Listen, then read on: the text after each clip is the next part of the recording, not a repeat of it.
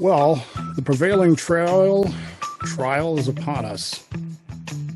Penultimate moment of the Ritterhauser trial, and I'm intentionally misstating that name because of Facebook, is about to happen. The next big argument, of course, is over jury instructions and what should the jury be told about what's going on and what they can consider, what they can't consider, all those kinds of things. And expect your news feeds to be filled with accusations that the judge is screwing this up and that everything is bad and that Ritterhauser is going to get away with it. It's going to happen. The prevailing wisdom, of course, is that there's going to be an acquittal. The vast majority of my compatriots in this business are going on and on and on about the prosecution wanting a mistrial. And that's certainly a possibility. Certainly a possibility that he'll be acquitted. In fact, many observers would say that it's a probability. I'm not so sure, to be honest with you. I'm not on that bandwagon yet. We don't really know what's going to happen next. We know next to nothing about the jury, other than there has been at least one attempt to dox them. The left is horribly afraid that he's going to be acquitted, that Ritterhauser is going to be acquitted. And they've already made that attempt once to apparently dox the jurists, which could be a problem. But we don't really know anything about them. And we don't know what the instructions will be. We don't know what they will consider. And we don't know what preconceived notions, if any, they came with. And it's entirely possible, folks, given the political and emotional status of our country right now, it's entirely possible that they could convict out of sheer bloody mindedness. I mean, you can argue about the self-defense and shooting the two guys anyway, three guys, whatever it was, two guys dead, one guy shot. You could argue about that all day long, but there's still the issue of why is a 17-year-old in Kenosha with an AR-15? I wouldn't sell the farm yet on the idea that he's going to be acquitted. I'm certainly of the opinion that he should be. I'm just not convinced that it's going to happen yet. Like my wife, I don't like to count on things until they actually happen. It is, however, instructive to us in many ways, what we have watched with the Ritterhauser trial, and again, I'm intentionally mispronouncing that. Facebook has decided to eliminate all mention of the trial, all mention of this whatsoever. You can, if you search for the trial and you spell it correctly, you will literally get nothing found. If you misspell it, you'll get everything that there is. But if you spell it correctly, Facebook has decided, and has been doing this since early September, to suppress it. It's a mistake. It's a stupid move by Facebook. Absolutely stupid. But, you know, what are you going to do? It's Facebook. They're stupid. That said, this again is instructive to us as conservatives, as people who are interested in constitutional republics, and the idea of the jury trial. The framers and the founders of this country believed in the jury trial as the best and last bulwark against government overreach. Many of the writings of the anti-federalists deal with the fact that the original Constitution, as written, did not secure the right to a jury trial. And this was seen as problematic. Remember, these people had come out of the revolution, the pre-revolution era. They'd come out of the Star Trial issues. They'd come out of the idea of a king who could essentially control prosecutors, control juries, control the whole thing, and literally select where the jury was going to be chosen from. So instead of a local trial by a jury, it's not in the Constitution, of their peers, the king could literally have criminals shipped over to England, where people who didn't know facts, didn't know anything about culture, any of those kind of things, would be sitting in judgment with a prosecutor, with a defendant 3,000-4,000 miles from home. The jury trial was seen as the greatest bulwark there was against the overreach of the government. And many times in our history, both as Englishmen and as Americans, we have seen the jury trial used to defeat government overreach. Today, however, we don't see it that way, do we? Today, we don't look at the right to a trial by jury as anything other than an inconvenience. Dave Barry, the great columnist, humor columnist, once wrote a column about a trial by having your trial done by people too stupid to get out of jury duty. As an employer for many years, one of the things I would regularly get from employees is, hey, I got a jury summons. Can you help me get out of it? Can you write me a letter or a note or something saying I can't be there? This attitude that we have that jury duty is something to be avoided is problematic. This was one of the most precious of the rights that the founders and framers fought for. And yet we treat it today like, if you weren't guilty, you wouldn't be there, right? That's the attitude. I have a lot of concerns about this. I have a lot of concerns about our justice system in general. And that's one of the biggest ones. The second concern that I have is that prosecutors have too much power, too much influence, and too much control over things. Prosecution is supposed to be difficult. It is supposed to be hard. Every advantage is supposed to go to the defense. Every one. Even if you have a slam dunk case where you know the guy did it, you still have to give the benefit of the doubt, the presumption of innocence to the accused. And yet that's totally the opposite of the way we do things now. Now, high profile prosecutors want their pictures in the paper. They want newspaper endorsements. They want to run for re-election. They want to get a better job at a different organization. And so everything becomes about image and image control, and everything becomes about how do I present this so that I look really good? And one way they do that is by the drive for the plea deal. And so they intimidate, they threaten, they push to get plea deals. And so plea deals are great for prosecutors because they get a win. My conviction rate goes up, but I didn't have to go sit in front of a jury and explain why I was right. And more, we've seen this with plea deals. How many of the January 6th trials have you seen? How many of them are plea deals versus actual sit in front of a jury and actually explain what the hell this is all about cases? This is presented by the prosecutors, district attorneys in particular, as conviction rates. Oh, my conviction rate was 98%, 96%. Oh, my conviction rate was really high. We're doing a great job fighting crime. See? And all this becomes problematic to me because, again, are we just running over people's rights? Because the jury trial is supposed to be the last bulwark against the government's overreach.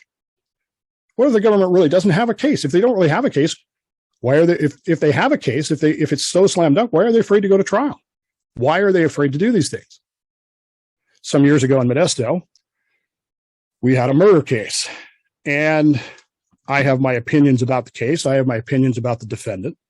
And I will tell you that many of my friends do not share my opinions about this. My opinion of the Frank Carson case is that Frank Carson was guilty as sin. That's my opinion. I cannot prove that in a court of law. I read every page, every word of the indictment. I believe wholeheartedly that Frank Carson was up to his furry neck in that murder. I have no doubt of it. I don't stay awake at night going, I wonder if maybe Frank wasn't really guilty. Frank Carson was a sleazebag. He was a defense attorney. But I'll tell you this, and I said it at the time on the air. If I was accused of a crime in this county, I'd hire Frank Carson as my defense attorney because he was that good at messing with the prosecution. And for those of you who know the case, you know the story of the case. Frank Carson constantly was accusing the prosecution, the district attorney's office in Stanislaus County, of being corrupt and doing things. And in Frank's case, in the murder case against him, many of those same things that he accused the Stanislaus County DA's office of became evidence that should have been turned over on discovery wasn't. Things were done incorrectly. Things were done sloppily. And it should have been, ultimately he won the case because he was acquitted not because the evidence didn't show that he was doing it, but because the prosecution team was so bad and they couldn't force a plea deal. And so they had to go to trial. They had to present this case and they screwed it up badly. They screwed up badly. Heads should have rolled, but didn't. To this day, I can't figure out why. People should have been fired. People should have been unelected, if not recalled. And to this day, nothing's changed. Not because they're bad people, but because they screwed it up so bad. This is what happens when prosecutors have too much power, too much control, too much influence, and too much determination to get a conviction no matter what. They're pushing so hard for the conviction that the rules go out the window. They're pushing so hard for the conviction that they want to control things to the degree that, we just get a plea deal, then we don't have to take this marginal case in front of the jury. The jury trial becomes too inconvenient. Some have even suggested, by the way, this is something that I've heard before, why don't we just hire professional jurists? Why don't we just make professional juries? I couldn't think of a worse idea. I really couldn't. A professional jury? Who's paying the professional jury? If they're professionals, they're being paid. Who's paying them? Oh, the government. But the jury is supposed to be a bulwark against the government. Now you're going to pay them. The whole point of the jury is to be that last best bulwark. And this Ritterhauser trial is, well, it's the best, and it's certainly the latest example. The prosecution in this case has from the beginning has had a weak case. And I don't really care where you stand on the Ritterhauser thing, but the case itself is weak. The case for murder is virtually non-existent. But politics and culture have pushed this to the point where they have to do it. There's an underlying problem here too that very few people are talking about. We'll get to it here in a second. But the case is going so badly. I mean, you've probably heard this if you're on news, social media. Well, maybe not the news, because my local news, all they're telling me is how apologetic Kyle Rittenhauser is and blah, blah, blah. But if you're following the trial in any kind of real time at all, you know that the prosecution is floundering. And that may be a charitable description. They are not doing well. They were chastised roundly day before yesterday, I think, over committing one of the most egregious, outrageous violations of a defendant's rights I think I've ever seen. Now, I'm told by people who have gone to trials that this happens almost every time that a prosecution gets in trouble and they want to force a mistrial. This is one of the tactics that they use, which is to invoke the defendant's refusal to speak under the Miranda rights. Remember, when you're arrested, you get your Miranda rights. You have the right to remain silent. And one of the basic ideas of Law 101 in this country is that you cannot use that against the client. You can't get the client on the stand and then go, the defendant on the stand, and then go, well, you refuse to talk to the police. That means you have something to hide. That's a violation in the invoking of a constitutional right to remain silent. Well, these prosecutors did that, and they just got absolutely blasted by the judge the other day. And the only reason to do that, again, if you're a high-profile prosecutor who's hoping for a better job, a re-election, all those kinds of things, you know this. So you can't possibly reasonably conclude that he did this for any other reason other than on purpose, period. He's looking for a mistrial. And according to most commentators at this point, he thinks that will protect his CV, his curriculum vitae, his resume. He thinks that way, when they go to look at the trial in the database, it'll show a mistrial, not a defeat. I think that's an error. I don't think that that's going to hold up, because this isn't Podunk team versus city of Podunk, Wisconsin. This is the Rittenhauser trial. This is front page news around the country, and everybody's going to know that. And when they see that it was a mistrial, everybody's going to know why it was a mistrial, because you intentionally screwed it up. I don't think that idea that he's trying to protect his CV holds water. I don't know what he's really trying to do. Maybe get fired. I don't know. Because then he can go and write a book about how, I got forced into this case and it clearly wasn't a case. And I mean, you'd buy that book. Conservatives everywhere would buy a book by a former prosecutor who was furious about being forced to try Kyle Rittenhauser, the hero. He's going to make money on it. So I'm not convinced that that's the case. But there is a problem here. And that problem is that jury. We don't know what they saw. We don't know what they heard. We don't know what they're thinking. The prosecution knows that he doesn't have the O.J. Simpson jury. He knows that. But what if he did? I mean, can you imagine how this trial would be going if you had the same 12 O.J. Simpson jurors? Who knows what's going to happen in that jury room? And it's problematic in a lot of ways, and it's concerning in a lot of ways. The jury, the lesson of all this is that the jury is the last and best bulwark against government overreach, which is why I think they are pushing so hard for plea deals on January 6th.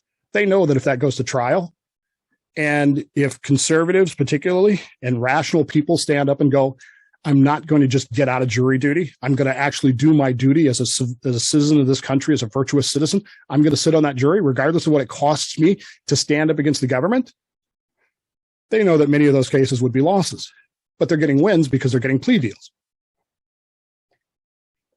You can look for in the future, the very near future, you can look for new laws to be proposed. I guarantee you this is coming. They're probably already working on these if they haven't already announced them. There will be new laws announced that make prosecution of future self-defense cases easier. That they're going to change the rules about self-defense. You watch it. The idea of being acquitted, however, is problematic. If Ritterhauser gets acquitted, that's very dangerous to Antifa and BLM. You understand that? Antifa and BLM, this whole, it's the dead of winter right now, but when spring and summer roll around again and the riots start up again, their entire functionality is based on the fact that nobody will stand up to them. And if people will now stand up to them, it's dangerous to them. As they see it, a Ritterhauser acquittal essentially makes it open season on them. Now, it doesn't, and I get that, but that's how they're going to present it. You watch. There will be articles about it, if he's acquitted, that say, well, now any nut job conservative with an AR-15 is going to start showing up at BLM rallies and shooting black people. You watch. It's coming. But the most important lesson to this is for us. Stop trying to get out of jury duty. Stop it. I know it's inconvenient. I know it's a pain in the ass. I know it sucks. But what sucks more? Giving up our republic, giving up our liberties, giving into a voracious, overreaching, evil government so that you could, have an afternoon or a few days of whatever it is that you're doing. All I'm saying to you is the people that built this country, the people that founded this country, the people that framed our government believed that the jury was so important that it had to be enshrined in the Bill of Rights, that it was part of our complaint in the Declaration of Independence. So the next time that jury summons appears in your mailbox, think about this trial, the Ritterhauser trial. Think about it real hard before you send that thing back going, oh, I can't do it. It's too inconvenient for me. And then think about those men at Valley Forge and those men at Rhode Island, all those people that sacrificed so you could have the right to a trial by jury. And ask yourself, do I really need to get out of this? Or is there a reason? Because many of you I know are Christians and you believe everything happens for a reason. Maybe there's a reason why I need to be there. Maybe the difference between government overreach and government tyranny is you.